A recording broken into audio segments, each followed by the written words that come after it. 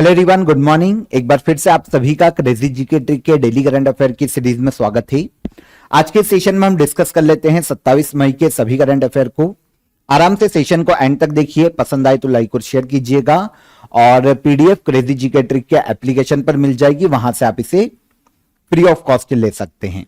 सबसे पहला क्वेश्चन, हाल ही में सुप्रीम कोर्ट ने किस अधिकार को महिलाओं का फंडामेंटल राइट माना है? तो देखिए, सुप्रीम कोर्ट ने हाल ही में एक डिसीजन दिया है और इन्होंने महिलाओं का फंडामेंटल राइट माना है राइट टू मैटरनिटी लीव को, और इसे शामिल किया गया है आर्टिकल 21 के तहत। आंसर हो जाएगा आंसर डी। देखिए, पूरा मामला क्या है पहले ये समझिए। एक्चुअल में ये जो मामला है ये जुड़ा हुआ है तमिलनाडु की एक गवर्नमेंट स्कूल टीचर से। एक्चुअल में ये जो महिला टीचर है इनकी दूसरी शादी हुई और इनका जो पहला बच्चा है उसके लिए इन्होंने, क्योंकि ये गवर्नमेंट टीचर है, तो इन्होंने तमिलनाडु गवर्नमेंट से मैटरनिटी लीव के लिए अप्लाई किया, लेकिन तमिलनाडु गवर्नमेंट ने इस लीव को एक्सेप्ट नहीं किया। तमिलनाडु गवर्नमेंट का कहना है कि आपकी पहली शादी से भी 2 बच्चे हैं और तमिलनाडु में जो ये बेनिफिट दिया जाता है केवल 2 बच्चों के लिए ही दिया जाता है। अब दूसरी शादी से हम आपके बच्चे के लिए मैटरनिटी लीव नहीं देंगे। इसके बाद मामला जाता है मद्रास हाईकोर्ट में। पहले तो मद्रास हाईकोर्ट महिला के पक्ष में फैसला देता है, लेकिन बाद में वो अपने फैसले को पलटता है और मद्रास हाईकोर्ट कहता है कि मैटरनिटी लीव मौलिक अधिकार नहीं है। तो राज्य का इच्छा पर निर्भर करता है कि वो मैटरनिटी लीव दे या नहीं दे। अब ये मामला इसके बाद जाता है सुप्रीम कोर्ट में। सुप्रीम कोर्ट की बेंच बैठती है जस्टिस अभय ओका और उज्जवल भुयान नाम के 2 जज हैं यहां पर, और इन्होंने यह वर्डिक्ट दिया कि मैटरनिटी लीव मौलिक अधिकारों का हिस्सा है क्योंकि यह महिलाओं के रिप्रोडक्टिव राइट्स के अंतर्गत आता है, इसलिए इसे आर्टिकल 21 के तहत मौलिक अधिकार माना जाएगा। वैसे आपको पता होना चाहिए कि आर्टिकल 21 के तहत जो कि राइट टू लाइफ है, जीवन जीने का अधिकार है, इसके तहत काफी समय समय पर सुप्रीम कोर्ट ने बहुत सारे राइट्स को आर्टिकल 21 के तहत मौलिक अधिकार में इंक्लूड किया है। रिसेंटली इन्होंने आर्टिकल 21 के तहत मौलिक अधिकारों में शामिल किया है मैटरनिटी लीव को। तो आई होप आप समझे होंगे, मद्रास हाई कोर्ट का फैसला पलटा है सुप्रीम कोर्ट ने यहां पर और मैटरनिटी लीव देने का आदेश दिया है तमिलनाडु गवर्नमेंट को। देखिए, इंडियन कॉन्स्टिट्यूशन में 6 फंडामेंटल राइट है। आर्टिकल 21 भी उन्हीं फंडामेंटल राइट में आता है, राइट टू फ्रीडम के अंतर्गत। आर्टिकल 21 कहता है protection of life and personal liberty, प्राण और देह की स्वतंत्रता, जीवन जीने की स्वतंत्रता। ओके, हर व्यक्ति को, चाहे वो सिटीजन हो या नॉन सिटीजन हो, उसे आर्टिकल 21 के तहत प्रोटेक्शन दिया गया है। सुप्रीम कोर्ट समय समय पर फंडामेंटल राइट के अंतर्गत काफी सारी चीजों को आर्टिकल 21 में शामिल करता है और आर्टिकल 21 को फंडामेंटल राइट्स का हृदय मतलब हार्ट कहता है। पूरे फंडामेंटल राइट में अगर हम हृदय की बात करें, हार्ट की बात करें, तो वो आर्टिकल 21 को माना जाता है। वैसे देखिए, आर्टिकल 21 केवल इतना ही कहता है कि राइट टू लाइफ का अधिकार है, लेकिन लाइफ जीने के लिए, जीवन जीने के लिए किन किन चीजों की जरूरत है, उन सभी को समय समय पर सुप्रीम कोर्ट आर्टिकल 21 में शामिल करता है। जैसे राइट टू फ्रेश एयर है ना, अगर हम सही ऑक्सीजन नहीं मिलेगी तो हम मर जाएंगे, तो वो भी फंडामेंटल राइट के अंतर्गत 21 में शामिल किया जाता है। राइट टू प्राइवेसी, अगर प्राइवेसी नहीं होगी तो भी व्यक्ति को मरना पड़ सकता है। Right to fresh water, right to clothes, right to livelihood या फिर आजीविका का अधिकार, डिग्निटी से लाइफ जीने का अधिकार व्यक्ति के आर्टिकल 21 के तहत मौलिक अधिकार है। राइट टू एजुकेशन को भी आर्टिकल 21 के सब क्लॉज ए में शामिल किया गया है। राइट टू प्राइवेसी में आपको बता चुका हूं। राइट टू डिग्निटी तो ये भी बता चुका हूं, और सम्मानजनक मृत्यु का अधिकार भी आर्टिकल 21 का मौलिक अधिकार है। सुप्रीम कोर्ट ने अलग अलग केसेस में इनको मौलिक अधिकार माना है आर्टिकल 21 का। राइट टू शेल्टर, आश्रय का अधिकार, सुरक्षित और स्वस्थ जीवन जीने का अधिकार, राइट टू हेल्थ, ये सब आर्टिकल 21 के ही मौलिक अधिकार है। और अभी जो रिसेंटली शामिल किया गया वो है राइट टू मैटरनिटी लीव, महिलाओं के लिए आर्टिकल 21 का मौलिक अधिकार माना है। हाल ही में प्रोफेसर आरपी बंभा का निधन हो गया। वे किस क्षेत्र से संबंधित थे? प्रोफेसर आरपी बंभा की बात करें, बहुत ही फेमस मैथमेटिशियन इंडिया के, आंसर भी हो जाएगा। हाल ही में इनका निधन हो गया है 99 वर्ष की आयु में। एज काफी थी तो अब जाकर इनका निधन हो गया। आरपी बंभा मैथमेटिक्स के अलग अलग थ्योरी को लेकर, अलग अलग क्षेत्र को लेकर काफी सारी रिसर्च इन्होंने की है, जिसमें नंबर थ्योरी पर ये रिसेंटली काम कर रहे थे और इसके अलावा भी मैथमेटिक्स की काफी सारी अलग अलग टॉपिक पर ये रिसर्च कर रहे थे। 1969 में इंडियन मैथमेटिकल सोसाइटी के प्रेसिडेंट के रूप में इन्होंने काम किया है। ये जम्मू कश्मीर से आते हैं, यहां पर इनका जन्म हुआ था। 1979 में श्रीनिवासा रामानुजन मेडल से सम्मानित किए जा चुके हैं। भारत सरकार ने 1988 में इन्हें पद्म भूषण से सम्मानित किया था और ऐसे काफी सारे अलग अलग अवार्ड इनको मिले हैं, लेकिन सबसे बड़ा पद्म भूषण है 1988 में। कौन है?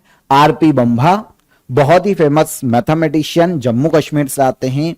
99 वर्ष की आयु में हाल ही में इनका निधन हो गया। आगे चलते हैं हम। किस देश को पीछे छोड़कर भारत दुनिया की चौथी बड़ी इकोनॉमी वाला देश बना है? यह काफी सुर्खियों में है। आपको पता होना चाहिए कि रिसेंटली इंडिया जापान की इकोनॉमी को पीछे छोड़कर दुनिया की चौथी सबसे बड़ी अर्थव्यवस्था बन गया है। जो हमारे नीति आयोग के सीईओ हैं वर्तमान में, BVR सुब्रमण्यम, इन्होंने इस चीज को कंफर्म किया, यह इंफॉर्मेशन दी कि इंडिया जापान को पीछे छोड़कर दुनिया की चौथी सबसे बड़ी अर्थव्यवस्था बन गया है। वैसे इंटरनेशनल मॉनिटरिंग फंड ने बताया था कि 2024 तक भारत 5वीं सबसे बड़ी इकोनॉमी थी और अब जो डेटा आया है इकोनॉमी का, उसमें बताया गया है कि नॉमिनल जीडीपी में इंडिया की अगर हम जीडीपी देखें तो यह $4.187 ट्रिलियन हो गई है, नॉमिनल जीडीपी। वहीं पर अगर हम जापान की नॉमिनल जीडीपी देखें तो यह $4.186 ट्रिलियन है। तो नॉमिनल जीडीपी के आधार पर हमने जापान की इकोनॉमी को पीछे छोड़ा है और भारत वर्ल्ड की चौथी सबसे बड़ी इकोनॉमी वाला देश बन गया है। अगर हम यहां पर टॉप इकोनॉमी वाले देश देखें नॉमिनल जीडीपी के आधार पर, तो यूएसए की जीडीपी ऑलमोस्ट 30.51 ट्रिलियन अमेरिकी डॉलर की है, चाइना की 19.23 ट्रिलियन, जर्मनी 4.74 ट्रिलियन, इंडिया की इकोनॉमी $4.187 ट्रिलियन और जापान की है $4.186 ट्रिलियन। इसके बाद आता है यूके, जापान के बाद 3.839 ट्रिलियन। तो इकोनॉमी के मामले में हम कौन से नंबर पर आ गए हैं? जापान को पीछे छोड़कर इंडिया को। लक्ष्य यह है कि 2028 तक हम जर्मनी को भी पीछे छोड़ देंगे और वर्ल्ड की तीसरी बड़ी इकोनॉमी बन जाएंगे। आपको पता है इकोनॉमी को मेजर करने के, नापने के जो पैमाने हैं ना, वो जिस डायमेंशन पर मापा जाता है वो जीडीपी के आधार पर ही मापा जाता है। अब यहां पर भी देखिए 2-3 अवधारणाएं जिसके आधार पर जीडीपी निकाली जाती है, जिसके आधार पर इकोनॉमी को मापा जाता है, जैसे जीडीपी, जीएनपी, एनडीपी, है ना। GDP gross domestic product, gross national product होता है जीएनपी, और नेट डोमेस्टिक प्रोडक्ट होता है एनडीपी। अब यहां पर सबसे जो ज्यादा यूज किया जाता है वो है जीडीपी। देखिए ग्रॉस डोमेस्टिक प्रोडक्ट को आपको समझना पड़ेगा। अगर हम यहां पर ग्रॉस डोमेस्टिक प्रोडक्ट की बात करें तो किसी एक फाइनेंशियल ईयर में एक देश की सीमा के अंदर, फॉर एग्जांपल इंडिया, देश की सीमा के अंदर उत्पादित वस्तुओं और सेवाओं का जो अंतिम मौद्रिक मूल्य होता है साल के एंड में, पूरे इकोनॉमी ईयर में, वो कहलाती है उस देश की जीडीपी। ओके, तो जीडीपी के आधार पर ही नॉर्मली इकोनॉमी को मापा जाता है। अब ये जीडीपी भी दो आधार पर है, एक है नॉमिनल जीडीपी और एक होती है रियल जीडीपी। नॉमिनल जीडीपी में क्या होता है, जो चालू वित्त वर्ष है उसके आधार पर जीडीपी को काउंट किया जाता है। नॉर्मली इसमें जो महंगाई बढ़ी है, इन्फ्लेशन बढ़ा है, उसको भी काउंट कर लिया जाता है। एक होती है रियल जीडीपी, एक आधार वर्ष डिक्लेयर किया जाता है, मतलब बेस ईयर लिया जाता है और उसके आधार पर जीडीपी को काउंट किया जाता है। यहां पे होता यह है रियल जीडीपी में कि महंगाई का इस जीडीपी पर असर नहीं पड़ता और एक्चुअल में पता चलता है कि कितनी ग्रोथ हासिल हुई है। तो इस तरीके से नॉर्मल जीडीपी मौजूदा साल की जो करंट मार्केट प्राइस है उसके आधार पर निकाली जाती है, इन्फ्लेशन भी इसमें शामिल किया जाता है। इसी के आधार पर इंडिया की जो जीडीपी है वो वर्ल्ड की अब चौथे नंबर की जीडीपी हो गई है, या चौथे नंबर की बड़ी अर्थव्यवस्था हो गई है। रियल जीडीपी या वास्तविक जीडीपी की बात करें तो बेस ईयर लिया जाता है, महंगाई हट जाती है इसमें से, क्योंकि बेस ईयर एक डिसाइड कर लिया जाता है और उसके आधार पर इकोनॉमिक डेवलपमेंट देखा जाता है।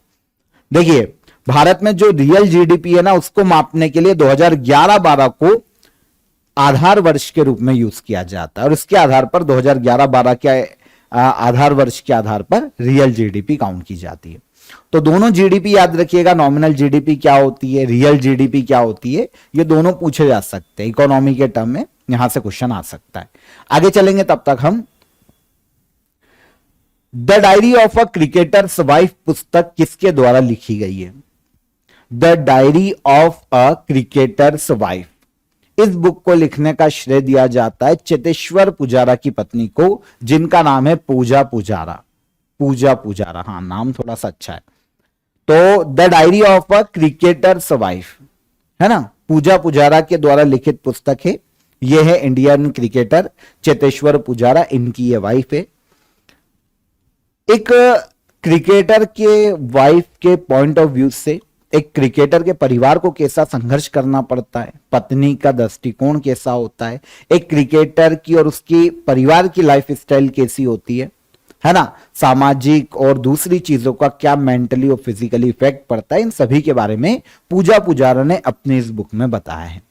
बुक का नाम क्या है? The diary of a cricketers wife. तो ये अभी जो रिसेंटली प्रकाशित हुई, वैसे काफी सारे क्रिकेटर हैं जिनकी बायोग्राफी, ऑटोबायोग्राफी पूछी जाती है।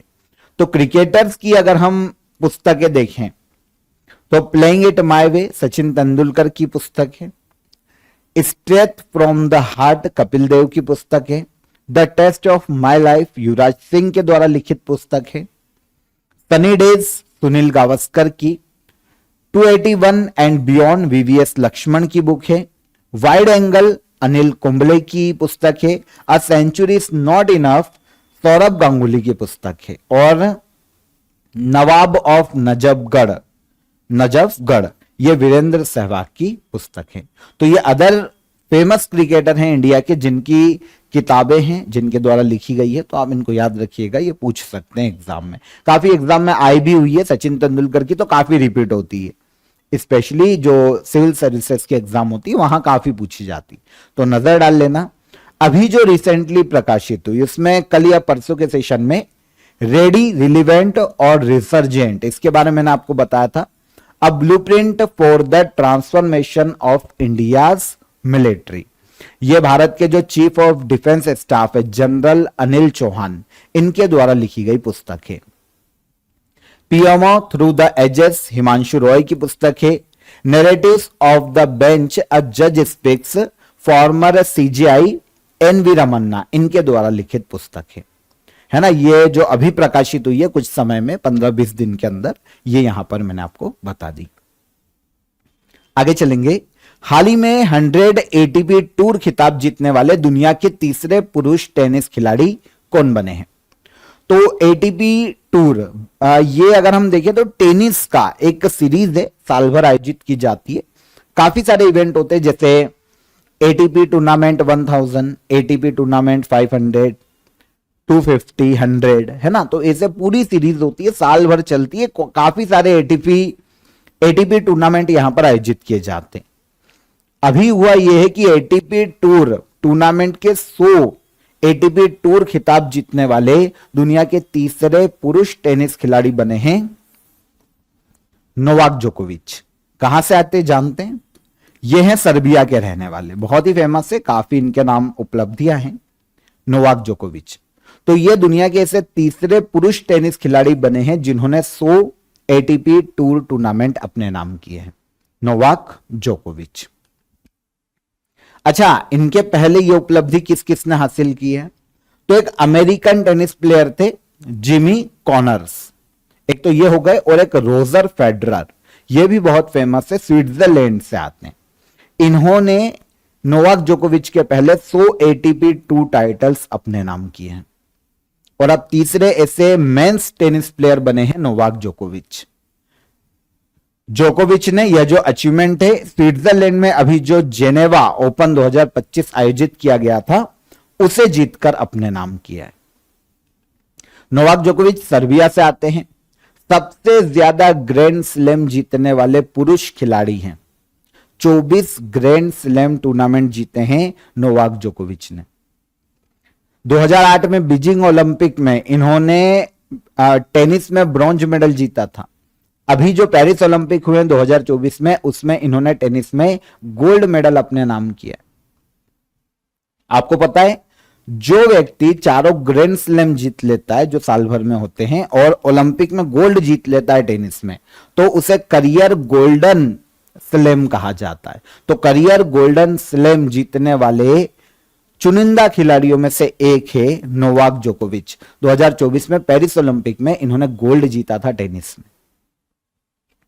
ट्रिपल करियर ग्रैंड स्लैम जीते 3 बार। चारों टूर्नामेंट जो ग्रैंड स्लैम टूर्नामेंट है, कम से कम 3 बार जीतने वाले एकमात्र मेल प्लेयर। चारों ग्रैंड स्लैम कम से कम 3 बार इन्होंने जीते हैं। इसके अलावा करियर सुपर स्लैम, चारों ग्रैंड स्लैम सभी 9 मास्टर्स 1000, एटीपी फाइनल और ओलंपिक गोल्ड जीतने वाले एकमात्र खिलाड़ी है। तो ये एक उपाधि है करियर सुपर स्लैम की, जो कि एकमात्र खिलाड़ी जिनको मिली है नोवाक जोकोविच है। तो बहुत सारी उपलब्धि है, पूछी जाती है। नोवाक जोकोविच बहुत सुर्खियों में रहते हैं, याद रखना। एटीपी टूर टूर्नामेंट में आपको बता चुका हूं, साल भर चलने वाली प्रोफेशनल टेनिस कंपटीशन सीरीज है। 56वां एडिशन इस बार आयोजित किया जा रहा है। यह 27 दिसंबर को शुरू हुआ था और इस साल दिसंबर 2025 तक चलेगा। पूरे साल भर ये टूर्नामेंट चलते रहते हैं। यह वर्ल्ड टेनिस प्रोफेशनल या फिर एसोसिएशन ऑफ टेनिस प्रोफेशनल्स के द्वारा आयोजित की जाती है। 1990 में शुरू की गई थी। 2025 में एटीपी टूर में 64 से अधिक टूर्नामेंट आयोजित किए जाएंगे 31 देशों में। तो आप देखिए, बहुत बड़ा दायरा है, बहुत सारे टूर्नामेंट है, अलग अलग खिताब हैं। तो इस तरीके से 100 एटीपी टूर खिताब जीतने वाले तीसरे पुरुष खिलाड़ी बने कौन? नोवाक जोकोविच। ओके, आपको पता है समर सेल आपके लिए कंटिन्यू है क्रेजी जीके ट्रिक और रूट एप्लीकेशन पर। अप टू 90% तक ऑफ आपको सभी कोर्सेज पर मिल जाएगा। चेकआउट जरूर कीजिएगा एप्लीकेशन को, क्योंकि काफी सारे एग्जाम ओरिएंटेड कोर्सेज आपको देखने को मिलेंगे। अभी काफी नॉमिनल चार्जेस में हैं, तो आप एक बार विजिट कीजिए। हो सकता है इन फ्यूचर आपको वो फिर कॉस्टली पड़े, तो फिर आपको दिक्कत आएगी। तो एक बार चेकआउट कीजिएगा, और कोई भी आपको डाउट आता है, कोई भी आपकी क्वेरी है, तो हेल्पलाइन नंबर पर आप कॉल कीजिए, आपकी क्वेरी वहां पर सॉल्व हो जाएगी। तो चेकआउट कीजिए, अप टू 90% तक ऑफ आपको क्रेजी जीके ट्रिक और रूट एप्लीकेशन पर देखने को मिल जाएगा सभी कोर्सेस पर। तब तक हम चलते हैं अगले क्वेश्चन पर। कृषि उद्योग समागम 2025 का आयोजन कहां किया जा रहा है? कृषि उद्योग समागम 2025 का आयोजन किया जा रहा है मध्य प्रदेश में। मध्य प्रदेश का एक जिला है नरसिंहपुर। यहां पर कृषि उद्योग समागम की शुरुआत की गई। भारत के जो वाइस प्रेसिडेंट है जगदीप धनखड़, इन्होंने इस समिट का इनॉग्रेशन किया है। कृषि उद्योग समागम 26 तारीख को शुरू हुआ था, 26 तारीख को कल इनॉग्रेट किया गया और कल 28 मई को यह खत्म हो जाएगा। तो 3 दिन तक इसका आयोजन किया जा रहा है। उद्देश्य क्या है? मध्य प्रदेश राज्य में एग्रीकल्चर सेक्टर को मॉडर्नाइज करना, टेक्नोलॉजी को एग्रीकल्चर सेक्टर में बढ़ावा देना, किसानों को टेक्नोलॉजी से जोड़ना, और इसके अलावा कृषि क्षेत्र में इन्वेस्टमेंट को बढ़ावा देना। यह मुख्य उद्देश्य है कृषि उद्योग समागम को आयोजित किए जाने का। सम्मेलन में जो मॉडर्न कृषि पद्धति हैं, जो उपकरण हैं, उनके बारे में किसानों को बताया जाएगा। नई एग्रीकल्चर टेक्नोलॉजी के बारे में बताया जाएगा। फूड प्रोसेसिंग के बारे में किसानों को जानकारी दी जाएगी। इसके लिए एग्जीबिशन भी लगाया जाएगा और स्पीच है, भाषण है, उनका भी आयोजन किया जा रहा है। तो कृषि उद्योग समागम 2025 इनॉग्रेशन किसने किया? वाइस प्रेसिडेंट जगदीप धनखड़ ने। आयोजन कहां पर? मध्य प्रदेश के नरसिंहपुर जिले में। दुनिया की उच्चतम रेजोल्यूशन वाली मौसम पूर्वानुमान प्रणाली भारत फोरकास्टिंग सिस्टम किसके द्वारा विकसित की गई है? तो दुनिया की उच्चतम रेजोल्यूशन वाली मौसम पूर्वानुमान प्रणाली, जिसको नाम दिया गया है भारत फोरकास्टिंग सिस्टम, इसको विकसित करने का श्रेय दिया जाता है Indian institute of tropical meteorology Pune को। भारतीय उष्णकटिबंधीय मौसम विज्ञान संस्थान जो कि पुणे में स्थित है, इसने इसे विकसित किया है। अच्छा, उद्देश्य क्या है, फायदा क्या है, समझेंगे सारा। लेकिन देखिए पहले इसका इनॉग्रेशन किसने किया वो समझिए, लॉन्च किसने किया? यूनियन अर्थ साइंस मिनिस्टर है डॉक्टर जितेंद्र सिंह। इन्होंने दुनिया की हाईएस्ट रिजोल्यूशन वाली weather forecasting system, India forecasting system को लॉन्च किया है। बनाने का श्रेय दिया जाता है इसे Indian institute of tropical meteorology Pune को। यहां पर जिस कंप्यूटर का यूज किया जाएगा, एक सुपर कंप्यूटर है, सुपर कंप्यूटर आर्का, इसका यूज किया जाएगा इंडिया फोरकास्टिंग सिस्टम में। देखिए यहां पर होगा क्या कि जिस ग्रिड का यूज किया जाएगा वो ग्रिड का मतलब हायर रिजोल्यूशन या हाईएस्ट रिजोल्यूशन का मतलब होता है कि जो ग्रिड का एरिया है वो कितना बड़ा या छोटा है। यहां पर समझिए, अगर ग्रिड का एरिया बड़ा है तो जो रिजोल्यूशन है वो कम है, और अगर ग्रिड का एरिया छोटा है तो जो रिजोल्यूशन है वो हाई है। ओके, तो यहां पर हाईएस्ट रिजोल्यूशन का यूज किया जाएगा। अब यहां पर यह समझिए कि जितनी स्मॉल ग्रिड होगी ना, उतना ज्यादा हायर रिजोल्यूशन होगा। पहले क्या होता था, मौसम के पूर्वानुमान के लिए हम जितनी ग्रिड का यूज करते थे ना, ये ग्रिड है, जितनी हम ग्रिड का यूज करते थे मौसम के पूर्वानुमान के लिए, वो 12 इंटू 12 किलोमीटर की ग्रिड थी, मतलब एक एरिया आप समझिए। इसमें क्या होता था कि मौसम का पूर्वानुमान लगाने में बहुत ही कठिनाई आती थी और बहुत मुश्किल होता था कि सही एक अनुमान लगाया जा सके। जितना बड़ा एरिया रिजोल्यूशन उतना कम, और अंदाजा लगाना मौसम का उतना ज्यादा मुश्किल है ना। तो अब हमने ये जो ग्रिड है इसका एरिया घटाकर किया है 6.6 किलोमीटर। मतलब जब एरिया ग्रिड का छोटा हुआ तो जो रिजोल्यूशन है वो हाई है। तो दुनिया का सबसे हाईएस्ट रिजोल्यूशन है इसका। अभी तक देखिए यूरोप, यूएसए और यूके 9 से 14 किलोमीटर के एरिया की ग्रिड का यूज करते हैं। ये इतना हायर रिजोल्यूशन नहीं है, पर इंडिया से ज्यादा था अभी तक। लेकिन अब हमने highest resolution weather forecast system बनाया है दुनिया का, और इसको नाम दिया है इंडिया फोरकास्टिंग सिस्टम। मौसम का पूर्वानुमान लगाने में हमको मदद मिलेगी। एक्यूरेट फोरकास्ट दे सकता है ये 2 घंटे के अंदर, 2 घंटे का। इसमें डेटा प्रोसेस करने के लिए 4 घंटे लगते हैं। पहले जो रिजोल्यूशन था उसमें हमको 10 घंटे तक लग जाते थे। इतने में मौसम बहुत सारा चेंज हो जाता था। अब हम मौसम का सटीक अनुमान लगा पाएंगे। ओके, जिसने बनाया है, अगर हम उस इंस्टीट्यूशन की बात करें, Indian institute of tropical metrology की बात करें, मौसम विज्ञान के क्षेत्र में काम करने वाली संस्था है। मौसम विज्ञान के लिए काम करती है, मौसम का पूर्वानुमान लगाने के लिए और अदर जितने भी काम है। मिनिस्ट्री ऑफ अर्थ साइंस के अंतर्गत इसकी स्थापना की गई थी 1962 में। हेडक्वार्टर महाराष्ट्र के पुणे में है और आर कृष्णन वर्तमान में इसके डायरेक्टर के पद पर हैं। इंटरनेशनल मिसिंग चिल्ड्रन डे हर साल कब मनाया जाता है? इंटरनेशनल मिसिंग चिल्ड्रन डे हर साल मनाया जाता है 25 मई को। वर्ल्ड फुटबॉल डे कल बताया था, यह भी कब मनाया जाता? 25 मई को। अब इंटरनेशनल मिसिंग चिल्ड्रन डे, ऐसे बच्चे जो खो गए हैं, मिसिंग है, उनके प्रति लोगों को अवेयर करना है ना। इसके अलावा जो ऐसे परिवार है जिन्होंने अपने बच्चों को खो दिया है, उनके प्रति सांत्वना, उन्हें समर्थन के लिए इंटरनेशनल मिसिंग चिल्ड्रन डे मनाया जाता है 25 मई को। 1998 में इसकी शुरुआत की गई थी और 1998 से यह हर साल मनाया जा रहा है। 25 मई को वर्ल्ड फुटबॉल डे भी मनाया जाता है और 25 मई को अफ्रीकी डे भी मनाया जाता है। आपको पता है 25 मई 1963 में एक ऑर्गेनाइजेशन बना था अफ्रीका में, ऑर्गेनाइजेशन ऑफ अफ्रीकन यूनिटी। इसकी स्थापना की याद में 25 मई को अफ्रीका दिवस मनाया जाता है। ये जो ऑर्गेनाइजेशन ऑफ अफ्रीकन यूनिटी है, इसका 2002 में नाम चेंज करके नाम चेंज किया गया और इसका नाम कर दिया गया अफ्रीकन यूनियन।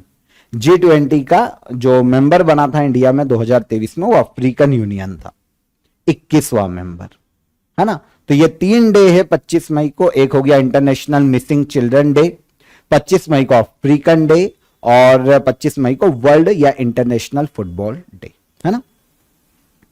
हाल ही में ऑडी इंडिया का नया ब्रांड एम्बेसडर किसे नियुक्त किया गया? तो ऑडी जो कि एक कार निर्माता कंपनी है, इसने अपना ब्रांड एम्बेसडर बनाया है नीरज चोपड़ा को। ऑडी के ब्रांड एम्बेसडर हैं ऑडी इंडिया के नीरज चोपड़ा, है ना, जेवलिन थ्रो के खिलाड़ी हैं। अब नीरज चोपड़ा की उपलब्धियां देख सकते हैं हम यहां पर। 2021 में टोक्यो ओलंपिक में गोल्ड मेडल जीता, 2024 में पेरिस ओलंपिक में इन्होंने सिल्वर मेडल जीता था जेवलिन थ्रो में, 2018 और 2023 में एशियन गेम्स में गोल्ड मेडल जीता है जेवलिन थ्रो में। इन्हें 2018 में अर्जुन अवार्ड दिया जा चुका है, 2021 में खेल रत्न अवार्ड से सम्मानित किया जा चुका है, और 2022 में पद्मश्री अवार्ड दिया जा चुका है नीरज चोपड़ा को। लास्ट क्वेश्चन, हाल ही में चर्चा में रहा मानस नेशनल पार्क कहां स्थित है? मानस नेशनल पार्क हमको देखने को मिलेगा भारत के असम राज्य में। असम में काफी फेमस नेशनल पार्क में एक तो काजीरंगा नेशनल पार्क है असम में, एक सींग वाले गेंडे के लिए जाना जाता है, और असम में ही मानस नेशनल पार्क देखने को मिलता है। अभी सुर्खियों में इसलिए है क्योंकि हाथियों के शिकार के कारण काफी सारे हाथी अभी यहां पर मृत पाए गए हैं, जिसके कारण बहुत सुर्खियों में रहा नेशनल लेवल पर मानस नेशनल पार्क। एक्चुअल में इस नेशनल पार्क में शिकारी काफी ज्यादा एक्टिव है, और हाथी दांत के लिए इन्होंने जंगली हाथियों का शिकार किया है। तो जंगली हाथियों के शरीर और उनके जो बॉडी है वो बरामद हुई है। उसके बाद पूरा जो वहां का फॉरेस्ट डिपार्टमेंट है वो एक्टिव हुआ है, ताकि जो भी शिकारी हैं या फिर जो अवैध शिकार करते हैं उनको ढूंढा जाए और सजा दी जाए। तो मानस नेशनल पार्क इसलिए अभी सुर्खियों में था। असम राज्य में देखने को मिलता है, यहां से मानस रिवर गुजरती है और इसी के नाम पर इसका नाम मानस नेशनल पार्क पड़ा है। मानस रिवर असम में ब्रह्मपुत्र नदी की एक सहायक नदी है। मानस नेशनल पार्क को 1985 में यूनेस्को वर्ल्ड हेरिटेज साइट का दर्जा दिया जा चुका है। 1985 में अभ्यारण्य से यह शुरू हुआ था। 1928 में सेंचुरी बना, 1973 में टाइगर रिजर्व बना, 1989 में बायोस्फीयर से रिजर्व बनाया गया, 1990 में नेशनल पार्क बनाया गया, और यूनेस्को वर्ल्ड हेरिटेज का इसको दर्जा दिया गया कब? 1985 में। ठीक है, याद रहेगा। तो कुछ सन है, वैसे यूनेस्को वर्ल्ड हेरिटेज साइट वाला इंपॉर्टेंट है, तो याद रखना। मानस नेशनल पार्क असम राज्य में स्थित है। तो यहां पर हमने 27 मई के सभी करंट अफेयर डिटेल में डिस्कस किए। अब हम चलेंगे लास्ट डे के करंट अफेयर के रिवीजन पर। खेलो इंडिया बीच गेम्स 2025 की मेडल टेली में पहले स्थान पर कौन रहा? तो यह हो जाएगा मणिपुर राज्य। 78th कांस फिल्म फेस्टिवल में पाल्मे डी ओर अवार्ड किसने जीता है? यह जीता है जफर पनाही ने। संयुक्त राष्ट्र द्वारा घोषित वर्ल्ड फुटबॉल डे हर साल कब मनाया जाता है? यह मनाया जाता है 25 मई को। हाल ही में Karnataka soap and detergent limited की ब्रांड एम्बेसडर के रूप में किसे नियुक्त किया गया? यह है तमन्ना भाटिया।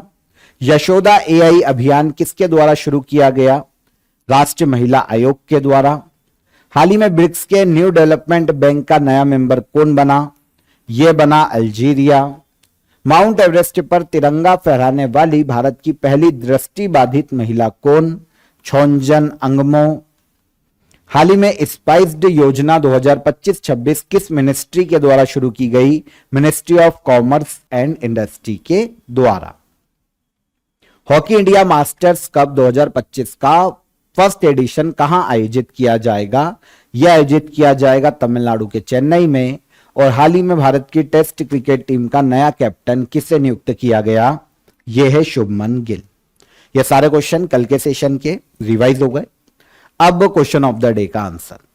थॉमस कप किस खेल से संबंधित है? तो यह संबंधित है बैडमिंटन से। अजमेर में स्थित 2.5 दिन का झोपड़ा का निर्माण किसने करवाया था? यह मस्जिद बनाई थी कुतुबुद्दीन ऐबक ने। 2024 में शांति का नोबेल पुरस्कार से किसे सम्मानित किया गया? तो 2024 के लिए शांति का नोबेल पुरस्कार एक एनजीओ या ऑर्गेनाइजेशन को दिया गया था? जापान की निहोन हिदांक्यो ऑर्गेनाइजेशन को। तो ये तीनों क्वेश्चन के आंसर हो गए। अब आज के question of the day, discovery of India पुस्तक किसके द्वारा लिखी गई है? मनुष्य के शरीर में सबसे बड़ी ग्रंथि कौन सी होती है? और स्वतंत्रता संग्राम में करो या मरो, डू और डाई का नारा किसने दिया था? बहुत ही सिंपल क्वेश्चन है। तो तीनों क्वेश्चन के आंसर कमेंट में कीजिए। सेशन कैसा लगा ये भी बताइएगा। सेशन पसंद आया हो तो वीडियो को लाइक और शेयर कर दीजिए। चैनल पर पहली बार आए हैं तो चैनल को सब्सक्राइब कर लीजिए। तो कल फिर मुलाकात करेंगे, तब तक अपना ख्याल रखिए, खुश रहिए। जय हिंद, जय भारत।